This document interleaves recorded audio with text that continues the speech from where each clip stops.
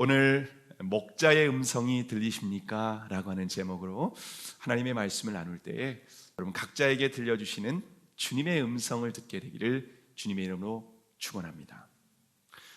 저희 집엔 어렸을 때부터 항상 개를 키웠습니다. 개를 키웠는데 물론 이제 집 안에서 키우는 개가 아니라 집 밖에서 키우는 개였습니다. 정말 많은 개를 키웠는데 그 중에서 기억에 남는 강아지가 있습니다. 제가 아는 분이 집에 강아지를 낳았는데 혹시 원하면 집에서 마음에 드는 강아지를 골라서 데려가라는 겁니다. 그래서 막 젖된 후에 강아지들 이렇게 뛰어다니는 거 여러분 보셨습니까? 젖된 후에 마당에서 강아지가 한 8마리가 막 튀어놀고 있는데 얼마나 귀여운지 모릅니다. 그 중에서 제 눈에 들어오는 강아지가 있었습니다. 하얀색에 검정색의 얼룩무늬가 있는 강아지였는데요, 아주 토실토실하고요, 그리고 너무나도 이렇게 귀여운 강아지를 제가 한 마리를 딱 선택을 했습니다. 이제 젖된 강아지다 보니까 뭐 이렇게 막 이것저것 먹을 수 있는 상태가 아니다 보니까 제가 집에 데려와서 우유를 줬습니다. 우유를 주고 그러면서 밥도 주고 생선도 주고 개가 잘 먹을 만한 그런 음식들을 골라서 제가 줬습니다. 그리고 제가 원래 밖에서 키우는 강아지라고 했잖아요. 근데 부모님 몰래 제 방에 가지고 와서 제가 거꾸로 안고 자고도 했습니다. 제가 거꾸로 안고 자다가 어머님이 저희 방에서 저를 이제 아침에 깨우지 않습니까? 일어나라 라고 하는데 갑자기 개가 툭 튀어나오고 그런 일들이 종종 있었습니다. 그 강아지는요, 제가 아주 어릴 때부터 제가 먹이고 안아주고 사랑해주고 그렇게 키우다 보니까 저만 항상 따라다니는 겁니다. 제가 그때는 회사를 다닐 때였습니다. 방위산업체에서 병역특례를 받을 때였는데요, 제가 현관문을 탁 나서면은요, 제가 아침에 나오는 시간을 이렇게 기다리고 있는 것 같아요. 그래서 나오면은요, 너무 좋아하면서 막 꼬리를 치면서 막 오줌을 쌉니다. 너무 좋아서 막 그렇게 하는데요, 제가 그때 이제 오토바이를 타고 출퇴근을 했었는데 회사까지의 거리가 오토바이를 타고 한 15분에서 20분 정도 걸리는 좀 거리가 되는 좀 있었습니다. 오토바이를 타고 딱 출발을 하면은요, 그 강아지는 발발이었어요. 발발이다 보니까 쇼다리 아닙니까? 그러면 저를 따라올 수 있는 데까지 따라오는 겁니다. 처음에는요 한 100m를 따라오기 시작하더라고요. 조금 지나면은 한 200m, 조금 지나니까 한 1km를 따라오고, 그러다가 나중에는요 회사까지 따라왔습니다. 정말 놀라운 사실은 회사까지 따라왔는데 제가 퇴근 시간까지 정문 앞에서 놀고 기다리고 있었습니다. 그리고 8시간 후에 퇴근할 때 저를 따라서 퇴근하는 일도 종종 있었습니다. 그 강아지는 제가 교회를 가면 교회에 따라왔고요, 과수원에 가면 과수원에도 따라왔고요, 친구 집에 가면 친구 집에도 따라왔습니다. 친구 집에 있는데 제 친구가 그러는 거예요. 야, 너네 집 개 우리 집에서 논다. 제가 그 친구 집에 있으니까 그 집에서 놀고 있는 겁니다. 그 개는 항상 저만 따라다녔습니다. 얼마나 귀여웠는지, 제가 이렇게 이제 좀 커가지고서 그렇게 작은 강아지는 아니었는데 제가 이렇게 한 번은 끌어안았거든요. 끌어안아서 봤는데 아스팔트 위를 매일 저를 따라다니다 보니까 발톱이 날카로운 발톱이 약간 좀 끝이 뭉퉁해진 것을 제가 봤습니다. 너무 안쓰럽기도 하고 기특하기도 해서 제가 그 강아지에게 이름을 붙여줬습니다. 저희 집이 그 삼형제인데 규자 돌림입니다. 규자 돌림. 첫째가 규남이, 둘째가 규현이, 저죠. 그리고 셋째가 규일이. 그래서 제가 넷째라고 해서 규성이, 이렇게 규성이라고 이름을 붙여줬습니다. 그리고 제 막내 동생이라고, 저희 집이 저희가 이제 제가 규성이라고 붙여주고서 저희 가족들이 다 규성이라고 불렀습니다. 규성아 하면 이제 규성이가 오기도 하고 그랬습니다. 규성이가 이제 좀 늙었거든요. 나이가 좀 있다 보니까 나중에는 이렇게 좀 건강이 많이 좋지 않더라고요. 그리고 밖에서 키우다 보니까 수명이 좀 더 짧더라고요.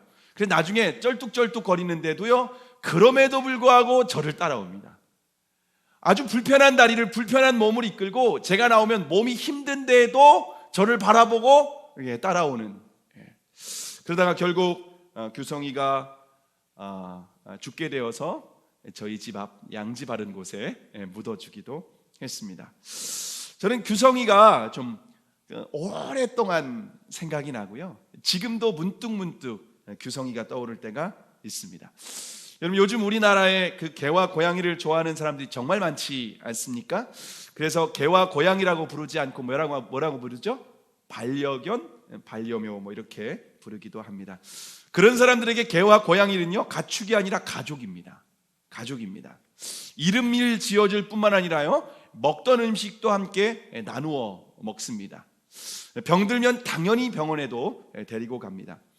제가 아시는 분은요, 그 강아지가 늙고 병들다 보니까 치료 비용으로 3천만 원까지 사용하신 분을 제가 들었습니다. 차를 사려고 모아둔 돈을 다 치료 비용으로 사용하는 겁니다. 물론 그래도 그 개가 죽었습니다. 여러분, 이해가 되십니까? 3천만 원까지 썼다. 이해가 안 되시죠? 저도 이해가 안 됐습니다. 도저히 이해가 안 되는 거예요. 아무리 개를 오랫동안 사랑했다고 하더라도 그렇게까지 차를 사기 위해서 모아둔 돈을 다 사용할 수 있을까? 근데 제가 오늘 목자와 양의 관계를 묵상하면서 생각이 완전히 바뀌었습니다. 완전히 바뀌었습니다. 요한복음 10장에 보면은 예수님과 우리와의 관계를 목자와 양의 관계로 비유하고 있습니다. 여러분, 신앙은요, 하나님과 주님과 우리와의 관계입니다. 그런데 그 관계를 여러 가지 비유로 성경은 설명하고 있습니다. 주인과 종의 관계로 설명하고도 있고요, 또 나무와 가지의 관계로 설명하고도 있습니다. 그런데 저는 목자와 이 양의 관계가 주님과 우리와의, 예수님과 우리와의 관계를 아주 가장 정확하게 설명해주는, 비유해주는 그런 표현이라고 생각을 합니다. 여러분, 이스라엘의 목자와 양의 관계는 아주 친밀하고요, 아주 특별한 관계입니다. 목자가 양에게 이름을 붙여줬습니다. 제가 저희 집 강아지에게 이름을 붙여준 것처럼 이름을 붙여줍니다. 양돌이, 양순이, 복실이, 얼룩이, 이런 이름을 불러줍니다. 그러면 목자는 그 양의 이름을 부릅니다. 그러면요, 양이, 수많은 양들이 있는데 양이 자기 이름을 불러주면요, 반응을 합니다. 양이 그렇게 반응을 합니다. 그리고 목자를 이름을 부르면 따라갑니다. 요한복음 10장 3절에 보면은요, 그가 자기 양의 이름을 각각 불러 인도하여 내느니라 라고 말씀하고 있습니다. 목자와 양은 이렇게 서로 이름을 붙여주고 이름을 불러주는 아주 친밀하고 아주 특별한 관계입니다. 자, 그러면 여러분, 목자가 양을 위해서 어디까지 희생하고 헌신을 할 수 있을까요? 사무엘상 17장 34절과 35절에 보면 이런 말씀이 있습니다. 다윗이 사울에게 고하되 주의 종이 아비의 양을 지킬 때에 사자나 곰이 와서 양떼에서 새끼를 움키면 내가 따라가서 그것을 치고 그 입에서 새끼를 건져내었고 그 수염을 잡고 그것을 쳐 죽였었나이다. 여러분, 사자나 곰은요, 야생에서 가장 사나운 짐승입니다. 여러분, 곰이 저와 여러분이 볼 때 이렇게 좀 귀엽게 보입니까? 여러분, 야생에서 곰을 만나면은요, 아주 가장 무서운 동물입니다. 물론 사자는요, 동물의 왕자라고 할 정도로 그렇게 아주 날카로운 이빨과 발톱을 가지고 있습니다. 실제로 저희 아버지가 시골에서 산에 종종 가게 되는데요, 산에서 만약에 멧돼지를 만나면은요, 죽을 수 있답니다. 멧돼지만 만나도 죽을 수 있답니다. 그래서 멧돼지를 만나면 어떻게 하냐면 나무 위로 도망을 가야 된대요. 멧돼지가 뿔로 이렇게 들이받으면요 생명을 잃을 수 있을 정도로 아주 위험한 동물도 멧돼지입니다. 그런데 여러분, 사자나 곰은요 얼마나 위험하겠습니까? 그런데 이 다윗이 이렇게 양을 지킬 때, 아버지의 양을 지킬 때에 들판에 있다 보니까 때로는 사자가 나타나기도 하고 곰이 나타나기도 했다는 겁니다. 그러면은 새끼 양을 움켜서 가면은요 다윗이 따라가서 새끼 양을 빼앗고 그걸 죽였다라고 말을 합니다. 여러분, 사람이 곰과 그리고 사자와 싸워서 여러분 쉽게 이길 자신이 있습니까? 목숨을 내놓아야 됩니다. 사자와 곰과 싸운다면은요 아무리 용맹한 사람도요 목숨을 걸어야 됩니다. 뭐 지금처럼 뭐 무기가 있는 것도 아닌데 그 당시에 사자와 곰과 싸운다면 자신의 목숨을 내어줄 정도로 그렇게 하지 않으면은요 양을 지킬 수가 없는 상황입니다. 여러분, 목자에게 양은요 바로 이런 존재라고 하는 것입니다. 여러분, 소중한 생명을 버릴 정도로 이 양을 지킨다라고 하는 것, 여러분 우리의 상식적으로는 이해가 안 되지만은요 그게 그 당시에 목자와 양의 관계가 정서적으로 이게 통하는 나라였습니다. 여러분이 반려견이나 반려묘를 위해서 자신의 가장 하나뿐인 소중한 목숨을 버릴 수 있습니까? 제가 수천만 원의 돈을 쓸 수도 있고 심지어 제가 유산까지 남겨줬다라고 하는 얘기는 신문을 통해서 본 적이 있습니다. 근데 누가 반려견을 위해서 소중한 목숨까지도 버렸다, 여러분 아마 그런 사건이 있었으면 아마 신문에 대서특필됐을 겁니다. 신문이 일면에 장식되면서 사람들은 그걸 보면서 뭐라고 했을까요? 미쳐도 단단히 미쳤구나. 어떻게 사람이 그 짐승을 위해서 목숨을 버릴 수 있어? 이건 미친 거 아니야? 제정신이 아니네.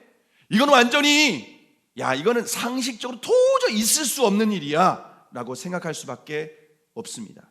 그런데 2000년 전 인류 역사 속에서 인간의 상식으로는 도저히 이해할 수 없는 목자가 있었습니다. 미쳐도 단단히 미친 목자가 있었습니다. 그분은 바로 예수 그리스도이십니다. 선한 목자이신 창조주 예수 그리스도께서 저와 여러분을 살리기 위해서 십자가에서 죽으신 줄을 믿으시기를 바랍니다. 그래서 요한복음 10장 11절에 보면은 나는 선한 목자라, 선한 목자는 양들을 위하여 목숨을 버리거니와 라고 말씀하고 있습니다. 창조주 하나님이 피조물을 위해서 목숨을 버린다는 것, 여러분 상식적으로 도저히 이해할 수 없습니다. 여러분, 짐승 주인이, 반려견을 키우는 주인이 이 반려견을 위해서 목숨을 버린다는 것, 있을 수 없는 일입니다. 정신 나간 일입니다. 그러면 미쳐도 단단히 미쳤다고 하는 일입니다. 그런데 창조주 하나님이, 천지만물을 창조하신 하나님이 죄인된 저와 여러분을 위해서 생명을 버리셨습니다. 십자가에 죽으셨습니다. 그럼 이것이 저와 여러분이 믿는 복음인 줄을 믿으시기를 바랍니다. 저와 여러분의 선한 목자이신 예수님은 저와 여러분을 위해서 목숨을 내어주신 유일하신 참 목자이신 줄을 믿으시기를 바랍니다. 그러면 양의 특징을 우리가 한번 좀 생각해 볼 필요가 있는데요. 주님은 우리의 양이라고, 우리가 양이라고 하는데 양은 도대체 어떤 특징이 있을까요? 우리는 양을 길러보지 않았기 때문에 양을 잘 모릅니다. 양에 대해서 양은 귀엽고 깨끗하고 양은 굉장히 사랑스러운 동물로 우리가 생각을 할 수가 있는데요. 양의 아주 중요한 특징이 무엇인가 하면요, 양은요 자기 스스로를 지킬 수 없는 매우 연약한 존재가 바로 양이라는 것입니다. 다른 동물들은 웬만하면요 자기 방어 무기가 있습니다. 뿔이 강하던가 발톱이 있던가 아니면 이빨이 강하던가, 각자 자기 나름대로의 자기 방어 무기가 다 있습니다. 그렇지 않으면 굉장히 빠르기도 합니다.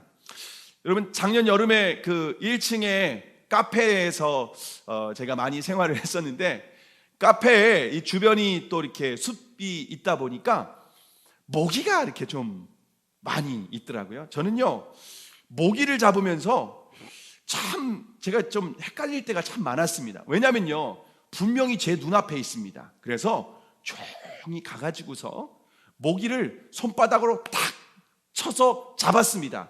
그러면 눈에 안 보이거든요. 그럼 손바닥이 있어야 되지 않습니까? 근데 손바닥에도 없어요. 손바닥에도 없고 제 눈에도 안 보이고 어디로 갔는지 도저히 모르겠습니다. 제 눈을 어떻게 피해가는지 제 그 육안으로는 판단할 수 없을 정도로 순식간에, 제가 볼 때는 모기가 사라지는 능력이 있지 않을까. 순식간에 딱 사라지고 조금 후에 보면 다시 나타납니다. 힝 하면서 탁 붙어서 제 피를 또다시 빨아먹는 것을 제가 한두 번을 경험한 것이 아닙니다. 여러분요, 이처럼 아주 작은 미물도요, 자기 방어 능력 이것이 있는 것을 볼 수가 있습니다. 그런데 양은요, 방어 능력이 전혀 없습니다. 그래서 양은 언제든지 맹수가 공격하면요, 잡아먹힐 수 있기 때문에 양은요, 누워서 자는 게 아니라 서서 잡니다. 서서 잡니다. 퍼질러서 잠을 잘 수 있는 그런 존재가 아닙니다. 그냥 서서 자다가 여러분 무슨 소리가 들리면요, 보고 뛸까요? 뛰고 볼까요? 뛰고 보는 거예요. 일단 부스럭 소리가 나면 뛰고 나보는 겁니다. 그냥 아무것도 아닌 거예요. 그냥 바람 소리였습니다. 그리고 나서 바람이었구나. 이게 양이라는 것입니다. 그리고요, 어떤 그 사나운 맹수가 오잖아요. 막 도망가는데요, 막 서로 밀려가지고서 양끼리 압살을 당합니다. 양끼리 밀려가지고 넘어지고 압살을 당해서 밑에 깔려있는 양이 죽습니다. 여러분, 그 정도로 미련한 동물이 바로 양이라고 하는 것입니다. 정말 치명적인 문제는요, 근시안이고요, 방향감각도 없습니다. 여러분, 3m 앞을 못 봅니다. 양은 3m 앞을 못 보는 게 양이고요, 방향감각이 없어서 길을 잃으면 집으로 돌아올 수 있는 센서가 없습니다. 여러분, 개나 고양이나 이런 그 짐승들은요, 길을 잃으면은요, 다 집을 돌아옵니다. 서울에 데려왔던 진돗개가 진도까지 다시 찾아갔다는 여러분 기사 본 적이 있지 않습니까? 여러분, 그런데 양은요, 방향감각도 없고 여러분 근시안이라서 길을 잃으면요, 스스로는 찾아볼 수 없는 존재가 바로 양이라고 하는 것입니다. 근데 하나님이 우리를 양이라고 말씀하시는데, 여러분 어떤 의미일까요? 우리는 스스로 생존할 수 있는 능력이 없는 무능한 존재라고 하는 것입니다. 그리고 한 치 앞도 내다볼 수 없는, 우리는 미련한 존재예요. 무엇이 옳고 그른지를 할 수 없어요. 그리고 집으로 돌아가는 일도 찾지 못하는 아주 무지한 존재입니다. 무능하고 미련하고 무지한 존재가, 여러분 주님이 보실 때는 바로 저와 여러분이라는 거예요. 근데 이렇게 연약한 양이 생존할 수 있는 유일한 방법이 있습니다.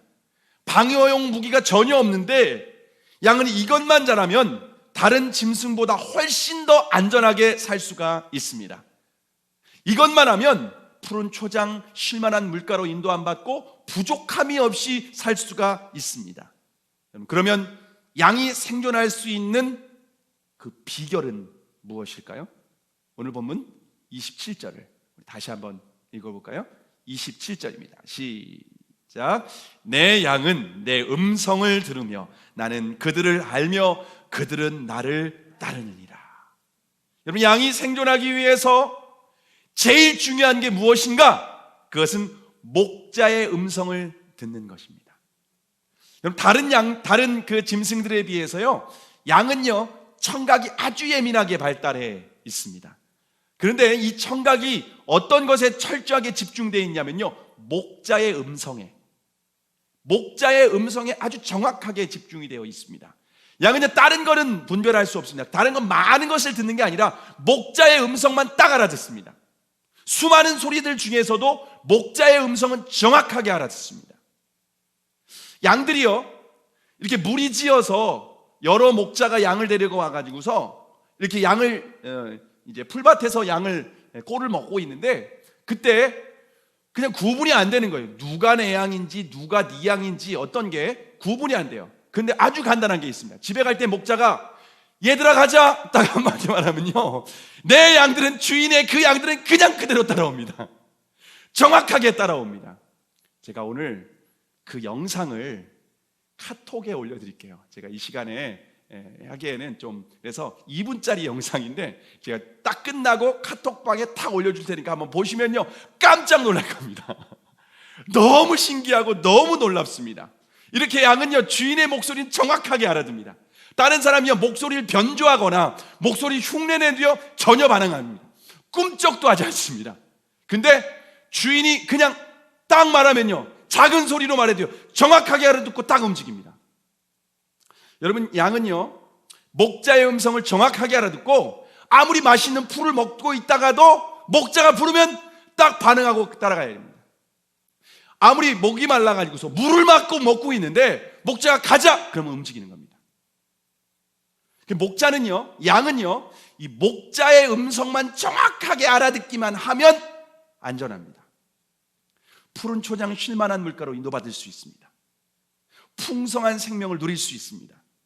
그 어떠한 공격에도 지킬 수 있습니다.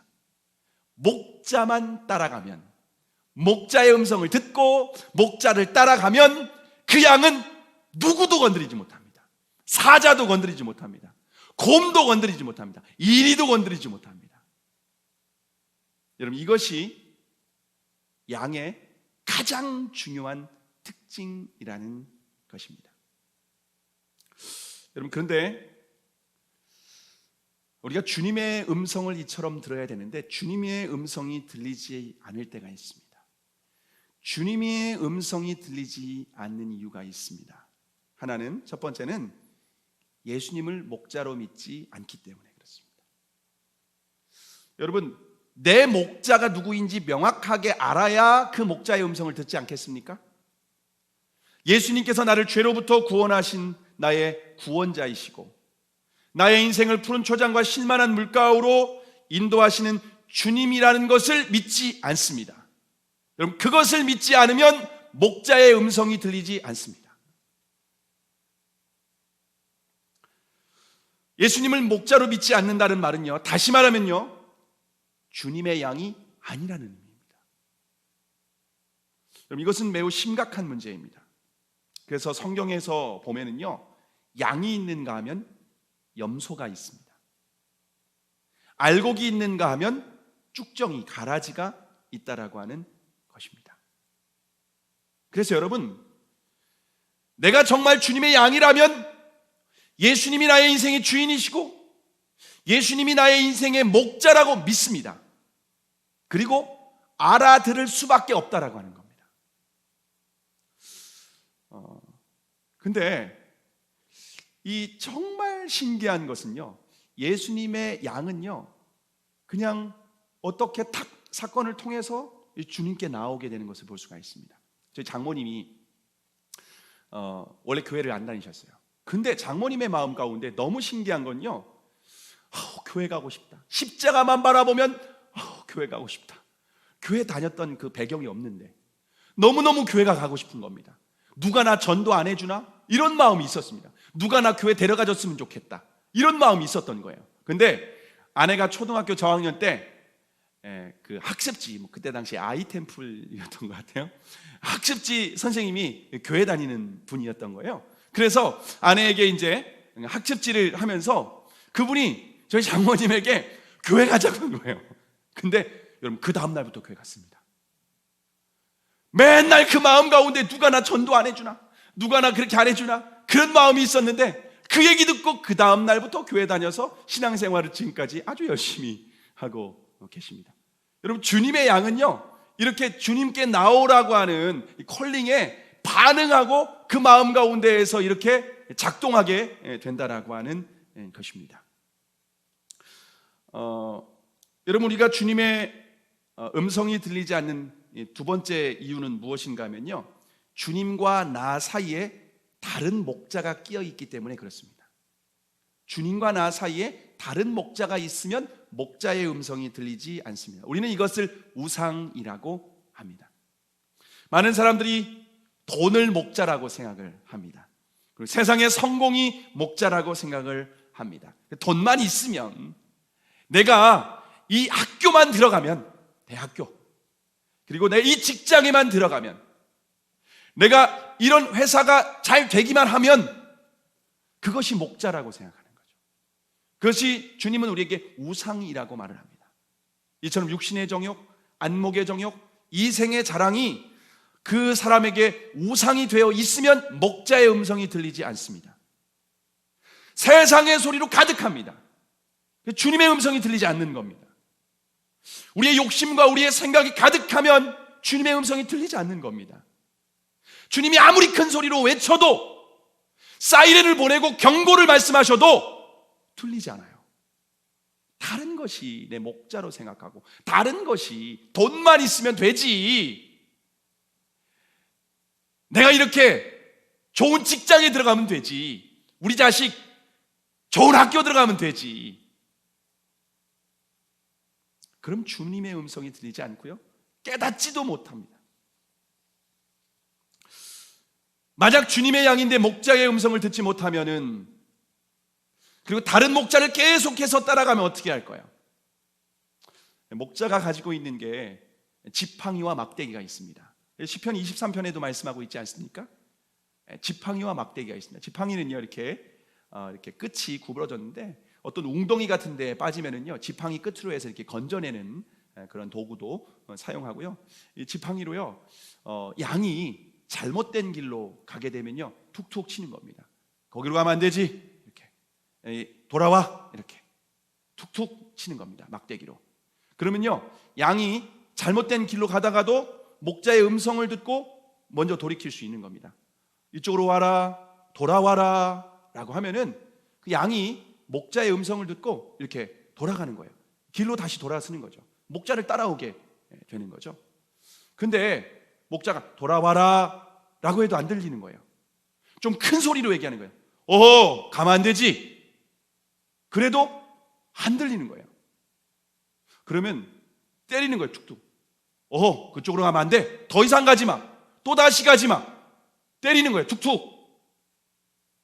그래도 또 고집쟁이 양이 있습니다. 계속해서 계속 갑니다. 여러분, 그런데 그렇게 가다가 절벽이 기다리고 있거든요. 그리고 그렇게 가면은요, 무리해서 이탈을 해가지고서 사나운 짐승 이리의 밥이 될 수 있거든요. 죽는 겁니다. 여러분, 그런 목자가 어떻게 할까요? 계속 가요. 가지 말라고 말을 해도 안 듣고, 큰 소리로 말해도 안 듣고, 막대기로 쳐도 안 듣고, 그러면요, 목자가 어떻게 하면요, 양의 다리를 부러뜨립니다. 뼈를 부러뜨려요. 뼈를 부러뜨려서 깁스를 해줍니다. 그러면요, 뼈가 회복될 동안에는 양이 이렇게 아프고 불편하긴 한데, 그러면요, 딴 길로 못 갑니다. 아, 내가 이 길로 가면 뼈가 부러질 수가 있구나, 이런 것이 아주 명확하게 선명하게 이게 탁 심겨지게 되는 것입니다. 여러분, 그럼에도 불구하고요, 뼈가 부러지는 것이 양에게는 얼마나 고마운 일인지 모릅니다. 왜냐하면 뼈가 부러져야 목숨을 잃지 않기 때문에 그렇습니다. 뼈가 부러지지 않았으면 낭떠러지에 떨어지고 사나운 짐승의 먹잇감이 될 수 있었는데, 뼈가 부러진 것에 아주 감사해야겠죠. 왜냐하면 생명을 살릴 수 있었기 때문에 그렇습니다. 여러분, 주님이 저와 여러분을 그렇게 인도하신다는 것 혹시 여러분 잘 아십니까? 전혀 이것을 느끼지 못하고, 전혀 이런 감각도 없고, 전혀 목자의 음성을 들리지 못하면은요, 힘든 겁니다. 힘든 겁니다. 제가 신학교 4학년 2학기 때 부천에 있는 한 300명 정도 모이는 대신측 교단의 장로교회에서 사역 제안을 받았습니다.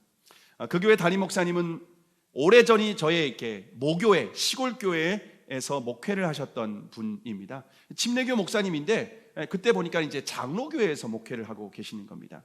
그 목사님의 은퇴가 한 7년 남았대요.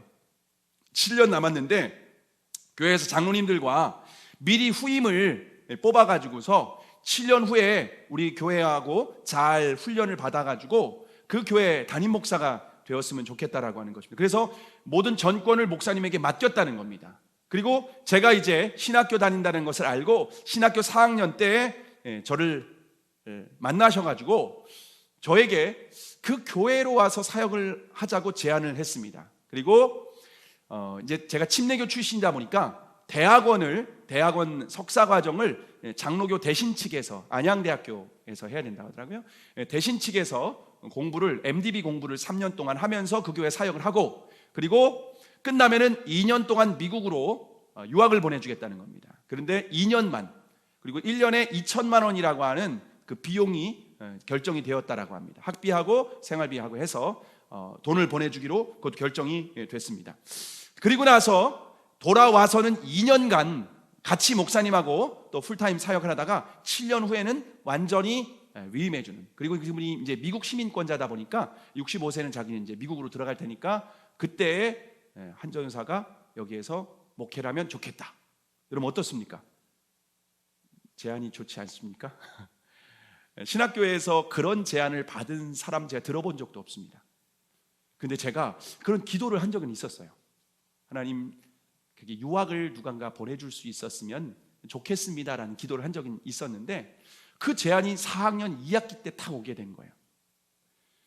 제가 너무 좋은 조건이라서 수락을 하고요, 첫 설교를 하기 위해서 거기가 이제 부천에 있었습니다.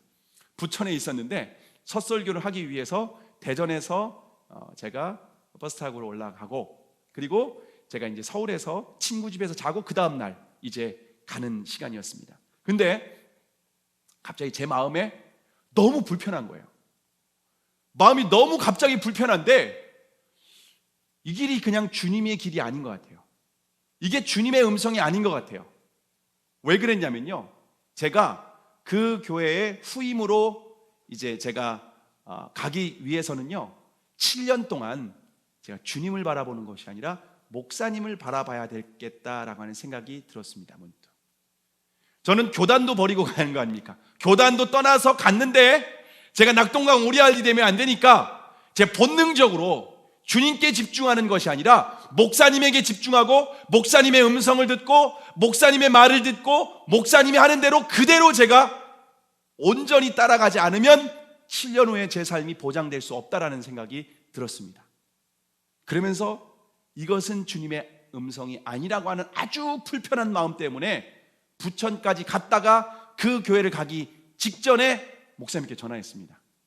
설교하기로 다 계획되어 있는, 설교하기로 되어 있는데 목사님께 전화해서 목사님 제가 못 가겠습니다. 깜짝 놀라는 겁니다. 왜 못 가냐고. 제가 너무 조건이 좋아서 못 가겠습니다. 그리고 제가 주님 바라보지 않고 목사님을 바라보기 때문에 제가 못 갈 것 같습니다. 죄송합니다. 그분이 그러더라고요. 한전도사, 나는 침례교회에 있어 봤어.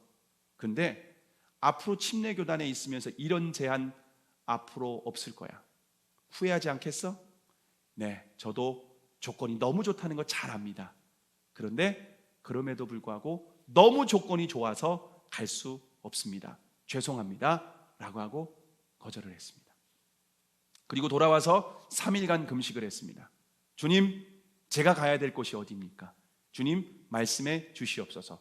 3일간 금식하는데 마지막 날 금식 끝나는 날 기숙사 관장님이 저한테 연락이 왔습니다.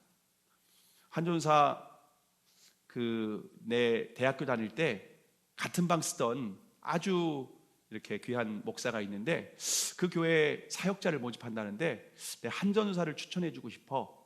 거기 한번 면접 봤으면 좋겠어. 그 교회가 어디인지 저는 몰랐습니다. 그리고 이력서를 내라고 해서 이메일로 이력서를 냈습니다. 그리고 면접을 오라고 해서 그 다음날 면접을 봤습니다. 그리고 합격했다고 해서 사역을 한 곳이 오산침례교회였습니다. 제 첫 사역지였습니다. 첫 사역지에서 제일 부담스러워하는 청소년 사역. 주님, 제가 청소년 사역만 안 했으면 좋겠습니다 라고 했는데 청소년 사역을 고등부를 맡겼는데 제가 거기에서 5년 동안 사역을 했는데 5년 동안 사역을 하면서 사역의 모든 것을 거기에서 다 배웠습니다. 거기에 있으면서 하나님께서 은사도 경험하게 하셨고 거기에 있으면서 제자 훈련 그리고 양육 담당 그런 모든 것들을 제가 다 경험하게 하셨습니다. 거기에서 완전히 모든 사역들을 다 경험하고 그 뒤에는요 거기에서 배우고 훈련한 것을요 그냥 펼치고 나누는 사역밖에는 되지 않았었습니다. 5년 동안 주님께서 인도하신, 주님께서 말씀하신 곳으로 사역을 해서 거기에서 아주 귀한 경험과 아주 좋은 동역자들을 만나게 되었습니다. 첫 사역을 시작할 때는 주님의 음성을 듣고 따라갔습니다. 그런데 시간이 흘러가면서 주님의 음성이 들리지 않았습니다. 왜냐하면 목회 성공이라고 하는 욕심과 야망이 제 안에 가득했기 때문에 그랬습니다. 주님에게 관심이 없는 정도가 아니라 아주 세상 욕심으로 제가 가득 차 있었습니다. 그래서 주님의 음성을 듣지 못한 정도가 아니라 주님의 음성에는 관심도 없었습니다. 그러다 보니까 그냥 제가 열심히 사역만 하는 거예요. 열심히 사역을 하고 설교도 하고 이제 다양한 사역들을 하는데 주님의 음성에는 관심이 없었습니다.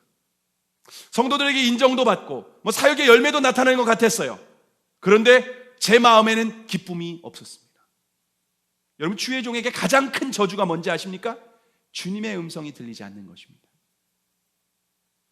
주의 종에게 주님의 음성이 들리지 않으면 더 이상 주의 종이 아닐 수 있습니다. 소경이 소경을 인도할 수 있습니까? 목자의 음성을 듣지 못하는 사람이 어떻게 양을 인도할 수 있습니까? 여러분, 저는요 목자라고 생각하지 않고요 앞서가는 양이라고 생각을 합니다. 목회자들이 절대 착각하면 안 됩니다. 선한 목자는 오직 예수 그리스도입니다. 예수 그리스도의 음성을 먼저 듣고 앞서가는 사람이 목자입니다. 그런데 그 목자가, 그 양이, 앞서가는 양이 목자의 음성이 안 들린다. 버림받은 거죠. 저주입니다. 가장 큰 고통입니다. 근데 하나님께서 저를 불쌍히 여기셔서 가던 길을 돌이키게 하셨습니다. 막대기로 치실 때 회개할 수 있었습니다. 물론 다리가 부러지지는 않은 것 같습니다. 그걸 감사할 뿐입니다. 여러분, 누군가가 회개하고 돌이켜야 됩니까? 다리 부러지지 않고 돌아오게 해주세요 라고 기도하시기 바랍니다. 그게 감사한 겁니다. 물론 다리 부러지고 와도 감사한 거예요. 왜냐하면 그 음성을 이제는 들을 수 있기 때문에 그렇습니다. 회개하고 주님 앞에 기도하는데요 6개월 동안 안 들리더라고요. 돌이켰는데도 6개월 동안 안 들리더라고요. 집중해도 안 들리더라고요. 왜 안 들리냐면요 제 안에 있는 것을 다 내려놓을 때까지 기다리시더라고요. 내 욕심을 내려놓고 내 생각을 내려놓고 내 마음, 내 안에 있는 걸 그냥 다 비울 때까지 기다리고 계시더라고요. 말씀을 안 하시더라고요. 근데 나중에 제가 주님 무슨 말씀을 하시든지 제가 그대로 순종하겠습니다. 준비됐습니다. 말씀하세요. 근데 테스트를 거치시더라고요. 그 뒤로 진짜냐? 진짜냐? 테스트 하시고 그때 제가 주님 말씀에 온전히 순종할 때 들리더라고요. 늘 제가 이렇게 얘기했던 말씀이 있죠.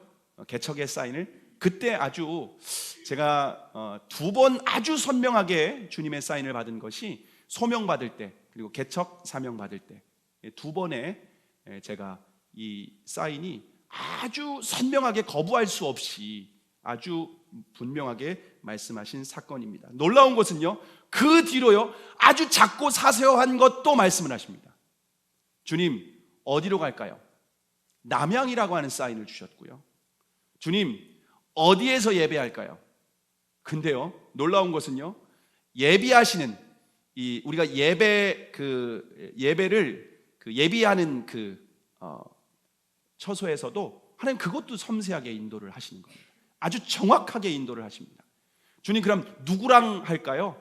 개척 멤버가. 근데 놀라운 것은요 제가 개척한다는 얘기가 이제 소문이 퍼지니까 저한테 와가지고 목사님 제가 함께하고 싶어요 라고 하는 분들이 있었습니다. 함께하고 싶어요 라고 하는 분들이 있었는데요 근데 기도하면요 주님이요 그분은 안 오게 될 거라는 겁니다. 그리고요 제가 이렇게 누군가가 개척 비전을 나누어 달라고 해가지고서 만나서 나누어 줬는데 목사님 저는 전혀 관심이 없습니다. 생각이 없습니다 라고 말씀하시는 겁니다. 근데 그분을 위해서 기도하는데 그분은 오실 거다라는 겁니다. 너무 신기하잖아요. 현실은 전혀 반대거든요. 근데 온다고 하셨던 분은 안 올 거다라고 하고 오신다고 안 오신다고 했던 분은 올 거다라고 말씀하신 거. 그런데 실제로요, 그렇게 됐습니다. 그리고 개척 멤버로 오신 우리 권사님들, 저하고 그렇게 관계성이 없는 분들이에요. 근데 오신 거예요. 어떻게 오셨냐고 하니까 주님이 가라고 해서 순종하고 왔다는 겁니다. 저는 이것이 얼마나 놀라운 은혜인지 모릅니다. 모든 과정을 아주 섬세하게 말씀하시고 아주 섬세하게 주님이 인도하시는 것을 과정마다 제가 너무나도 주님의 음성을 깊이 아주 자세하게 들을 수 있었습니다. 여러분, 그러면 주님의 음성을 어떻게 들을 수 있을까요? 저는 주님의 음성을 들을 수 있는 가장 좋은 방법이 큐티라고 생각을 합니다. 말씀 묵상입니다. 여러분, 말씀을 묵상할 때 저는 전에 큐티를 많이 했었는데, 이전에 제가 큐티를 할 때는 지식적인 접근을 했습니다. 말씀을 알기 위해서, 지식적으로 더 쌓기 위해서, 깨닫기 위해서. 그런데 제가 지금 큐티는 다릅니다. 주님은 지금은 말씀 묵상을 통해 주님의 음성을 듣기 위해서 큐티합니다. 전에는 다른 사람에게 가르치기 위해서, 다른 사람에게 말해주기 위해서 큐티를 했습니다. 근데 지금은 제가 듣기 위해서, 저에게 하시는 말씀이 무엇인지. 여러분, 우리가 큐티할 때, 우리는 큐티하는 교회입니다. 제일 중요한 게 무엇인지 아십니까? 다른 사람에게 적용하지 마십시오. 내게 들려주시는 음성으로 적용하실 수 있기를 바랍니다. 그래야 주님의 음성이 들린다라고 하는 것입니다. 매일 말씀을 묵상하는데 순종하는 태도로 묵상하시기 바랍니다. 주님, 순종하겠습니다 라고 해야 들립니다. 순종할 마음이 없으면 안 들립니다. 여러분, 순종할 마음이 없는 사람에게 뭘 말씀하시겠습니까? 주님이 아실까요? 모르실까요? 아주 정확하게 하십니다. 순종할 마음이 없는 사람에게는 말씀하지 않습니다. 깨닫지 못합니다. 근데 솔직히 제가 가정 예배를 많이 들었는데, 가정 예배를 드리면서 제가 알게 된 것은, 저는 신학을 공부하고 성경 통독도 수십 독을 했고 말씀을 지식적으로 이론적으로 너무 잘하는데 저보다 제 아내가 더 잘 듣더라고요. 저는 지식적으로 이론적으로 가르치기 위해서, 그러니까 안 들리는 거예요. 여러분, 그런데 우리 피아노 반주하는 자매가 최근에 큐티를 시작을 했는데요. 여러분, 큐티 처음 시작했어요. 일주일밖에 안 됐어요. 근데 매일 큐티 문자를 줬는데 내용이 너무 귀합니다. 이게 처음 시작하는데 어떻게 큐티를 이렇게 잘하지? 여러분, 주님의 말씀을 듣기 원하는 마음으로 하면은요, 처음 해도 들립니다. 어떤 단어가 들릴 수 있고요, 어떤 한 구절이 들릴 수도 있습니다. 여러분, 크게 주님의 음성으로 믿음으로 받아들이면 됩니다. 뿐만 아니라 주일 설교를 통해서 주님의 음성이 들리기도 합니다. 매주일 선포되는 그 말씀을 통해서 여러분, 주님의 음성을 들을 수 있기를 바랍니다. 여러분, 각자에게 하시는 말씀을 들을 수 있기를 바랍니다. 제가 설교하기 전에 항상 이렇게 얘기하죠. 오늘 주님의 음성을 듣는 시간 되기를 바랍니다 라고 하는 이유가 무엇입니까? 여러분이 설교를 통해서 내게 하시는 말씀이 뭐지? 오늘 목사님을 통해서 내게 하시는 말씀이 무엇인지 여러분 듣고 분별해야만 합니다. 얼마 전 그리스도의 낮아짐에 대해서 설교를 하는데 한 집사님이 설교를 듣고 은혜를 받았습니다. 감동을 받은 겁니다. 그리고 아내와의 관계 가운데에서 좀 불편한 부분이 있었는데 적용을 해야겠다고, 순종해야겠다라고 생각을 해서 편지를 쓰고 또 꽃다발을 준비해서 아내에게 가서 말씀에 그대로 순종하는 모습을 보였습니다. 그럴 때 여러분 어떤 일이 있었을까요? 푸른 초장, 쉴만한 물가가 우리의 삶 가운데 이루어지는 것을 경험을 했습니다. 여러분, 또 다른 방법도 있습니다. 때로는 제가 찬양을 통해서 주님의 음성이 들리기도 합니다. 그리고 다른 사람을 통해서 주님의 음성이 들리기도 합니다. 환경을 통해서 말씀하시기도 합니다. 하나님은 모든 상황을 통해서, 모든 것을 통해서 우리에게 말씀을 하십니다. 중요한 것은 우리가 주님의 음성을 듣고자 하는 귀가 열려 있어야 됩니다. 순종하고자 하는 마음이 있어야만 합니다. 귀가 열려 있고 순종하는 마음이 준비되어 있을 때에 여러분 들리게 되는 거예요. 모든 과정을 통해서, 설교를 통해서 어떤 때는 주님이 말씀하신 설교를 통해서도 똑같은 말씀을 하시고, 말씀 묵상을 통해서 똑같은 말씀하시고, 다른 사람을 통해서 똑같은 말씀하시고, 여러분 주님이 말씀하시는 거예요. 순종하라는 말입니다. 여러분, 그런데 우리는 신비한 방법으로 말씀을 들으려고 하는 경우가 있는 것 같아요. 어떤 음성을 들려주세요. 초월적인 방법으로 환상을 보여주세요. 여러분, 저는 아주 그런 것이 2번밖에 없었습니다. 하나님의 음성을 듣는 거에 있어서 굉장히 집중을 많이 하고 있는 예수전도단의 로렌 커닝 목사님도요, 딱 2번 들렸답니다.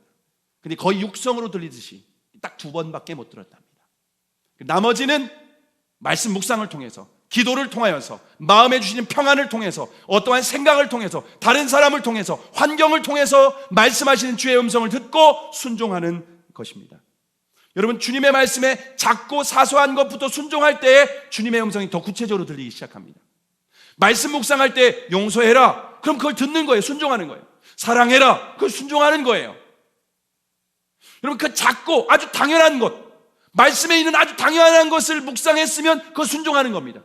그런 순종의 마음이 준비되고 순종하는 사람들에게 주님 더 구체적인 또 말씀하세요. 놀라운 사실도 말씀을 하신다라고 하는 것입니다. 순종은, 주의 음성은 순종하는 사람들에게 크게 들립니다. 순종하는 않는 사람들은요, 안 들려요. 그냥 단순히 들으려고 하는 사람에게는 안 들려요. 순종하는 사람에게 들립니다. 그럼 주님의 음성을 어떻게 분별할 수 있을까요? 되게 중요한 부분입니다. 주님의 음성인지 아닌지 어떻게 분별할 수 있을까요? 헷갈리는 거예요. 이게 주님의 음성인 것 같기도 하고 아닌 것 같기도 하고, 이거 어떻게 분별해야 되지? 이게 중요한 거예요. 근데 제가 최근 한 달 동안 있었던 부분에 대해서 여러분에게 좀 말씀을 드리려고 합니다. 12월 한 달 동안 있었던 거. 근데 여러분에게 좀 더 구체적으로 얘기를 하기 위해서 한 달 동안 재정 사용에 대해서 어떻게 했는지에 대한 일부를 여러분에게 좀 말씀드리고 싶습니다. 그럼 재정에 대해서, 그리고 또 개인적인 얘기를 하는 부분이다 보니까 여러분이 좀 이해를 해주시고 들어주시기를 바랍니다. 12월 초에 제 친구가 개척을 했습니다. 통장에 20몇만 원 정도가 생활비로 남아 있었습니다. 현실적으로는 10만 원만 드릴 수 있는 상황이었습니다. 그런데 제 마음 가운데에 20만 원을 전부 드려야 된다라고 하는 부담감이 있었습니다. 그래서 고민하다가 20만 원을 일단 뽑아놓고 봉투에 10만 원을 담아두고 갔다가 예배를 드리는데 너무 마음이 하나님이 주신 부담감이 있어서 다시 10만 원을 꺼내서 화장실에서 20만 원을 넣고 드렸습니다. 근데 놀라운 것은요, 그날 그곳에서 예상치 못한 분을 만났는데 그분을 통해서 20만 원이 다시 채워졌습니다. 그날. 그리고 제 마음 가운데 연말에 꼭 식사를 대접하고 싶은 마음이 있는 한 가족이 있었습니다.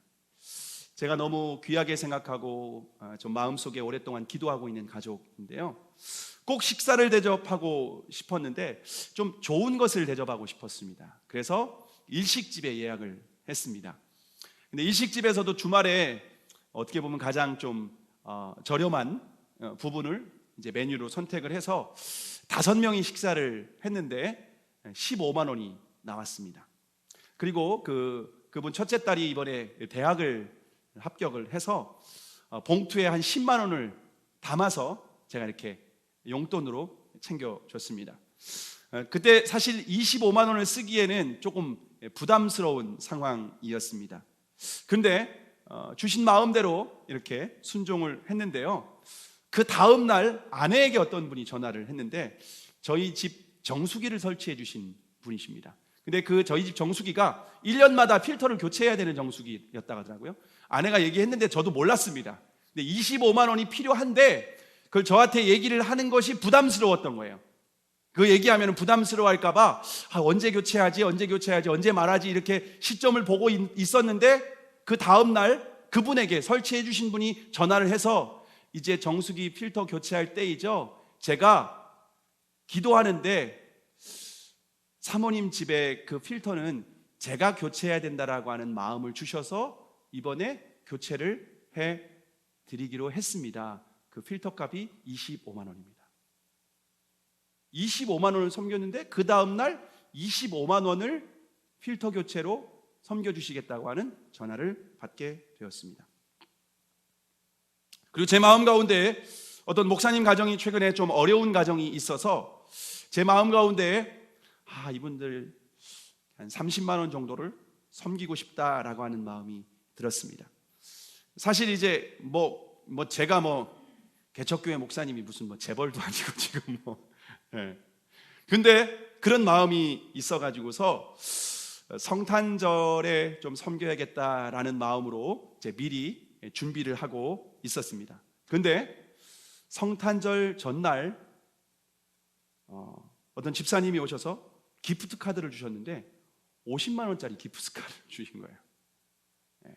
여러분 오해하지 않고 들어주시기 바랍니다. 저는 이제 솔직하게 정직하게 여러분들이 이것을 좀 한번 좀 구체적으로 어떻게 하나님이 인도하시는지 재정을 통해서 여러분에게 보여드리는 것입니다.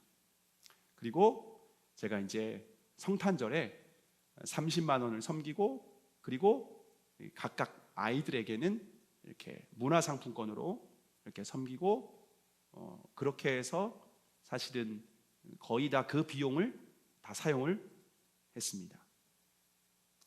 여러분, 주님의 음성을 어떻게 분별할 수 있는지 아십니까?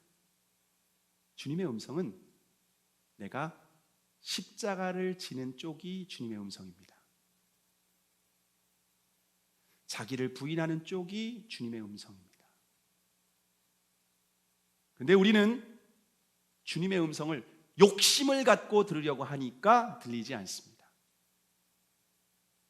한 달간 이런 과정을 통해서 하나님이 재정 사용에 대해서도 주님의 음성을 어떻게 듣고 순종하는지에 대해서 제 마음 가운데 선명하게 귀현아 이렇게 25만 원을 써라 30만 원을 써라 여러분 그렇게 들릴까요?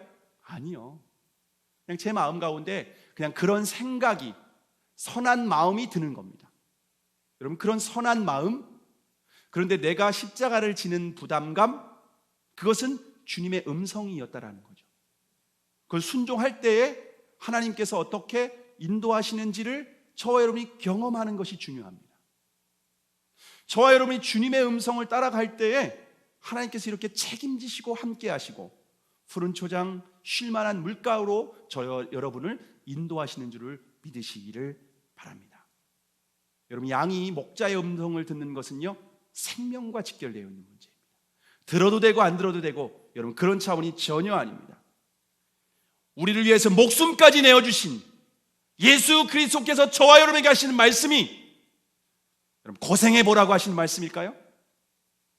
너 한번 고통당해봐라 여러분 그렇게 하시는 말씀일까요? 아니면 저와 여러분은 사랑해서 하시는 말씀일까요?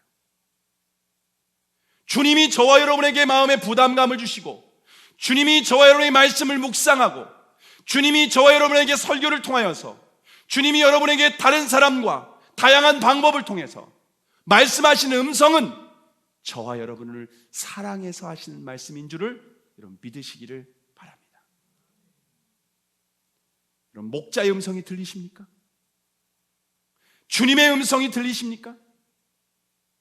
내가 직분도 있고 교회도 열심히 다니고 성경도 많이 읽었고 열심히 봉사도 했는데 주님의 음성이 들리지 않는다. 가장 위험한 상황입니다. 가장 위험한 순간이 바로 그 순간입니다. 주님의 음성이 들리도록 주님께 집중해야 됩니다. 주님을 바라봐야 됩니다. 주님의 음성에 귀를 기울여야 됩니다. 여러분 그게 목자가 사는 유일한 길입니다. 양은 자기 방어 능력이 없습니다. 오로지 목자의 음성을 듣는 겁니다. 오로지 목자를 따라가는 것입니다. 오로지 목자의 음성에 순종하는 것입니다.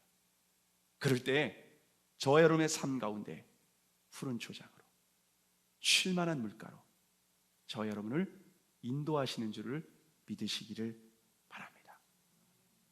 주님의 음성 듣고 따라갈 때 우리를 어디까지 인도하시는지 아십니까? 천국까지 인도하게 되는 겁니다. 여러분 지금까지 인도했는데 지금부터 안 듣는다. 천국까지 갈 수 없습니다. 주님 앞에 설 때까지 우리는 따라가는 겁니다. 주님 앞에 설 때까지 듣는 겁니다. 주님 앞에 설 때까지 순종하는 겁니다. 그런 사람이 하나님의 양, 주님의 양인 줄을 믿으시기를 바랍니다. 목자와 양의 관계. 내 양은 내 음성을 들으며 나는 저희를 알며 저희는 나를 따르느니라. 이 말씀은 저 여러분 평생의 마음 가운데 새기고 이 말씀이 여러분 저와 여러분의 삶의 실제가 되고 그 음성을 따라가는 저와 여러분에게 주님의 이름으로 축원합니다. 기도하시겠습니다.